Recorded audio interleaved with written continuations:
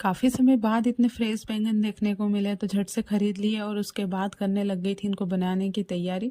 तो काटने से पहले मसाले तैयार कर लिए थे, खड़े मसाले कूट लिए थे और फिर करने लग गई थी इनको काटने की तैयारी। तो उससे पहले मैंने धो लिए थे, उसके बाद फिर बड़े बड़े पीसेस में इनको काटना था, क्योंकि ना बैंगन बहुत टाइम के बाद बना रही हूँ मैं, तो बहुत मतलब अच्छे बनाने हैं मुझे। तो यहाँ पे मैंने कढ़ाई रख दी थी गरम करने के लिए और इसमें डाल दिया था तेल, और मूंगफली के दाने वगैरह मैंने पहले ही कूट कर रख लिए थे। बड़े बड़े पीसेस में बैंगन को काट लिया और टमाटर भी मैंने काट के रख लिए थे 2 से 3, और फिर हरी मिर्च और सारी चीज़ें मैंने तैयार करके रख ली थी। लहसुन कूट ली थी और प्याज 2 बड़े साइज़ के प्याज लिए थे।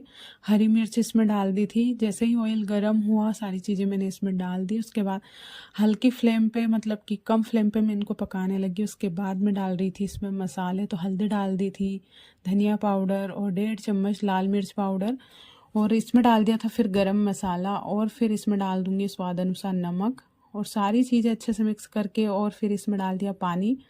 तो पानी डालने के बाद अच्छे से मिक्स किया है और फिर मसालों को थोड़ी देर पकाऊंगी ताकि मसालों से अच्छी सी खुशबू आने लगे। उसके बाद फिर डाल दिए थे इसमें टमाटर के पीसेस, और फिर अच्छे से मिक्स करने के बाद फिर मैं इसमें आराम से डालूंगी बैंगन।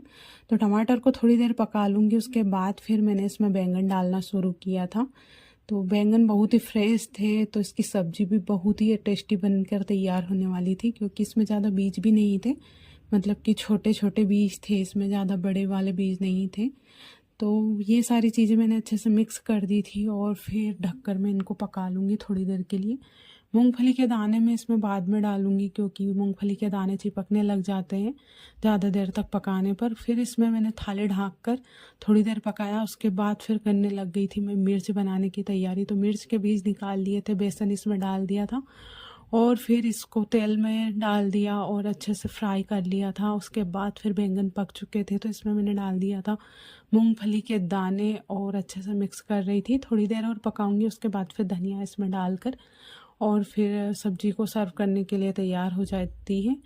और फिर मिर्च भी हमारी बनकर तैयार होने वाली थी।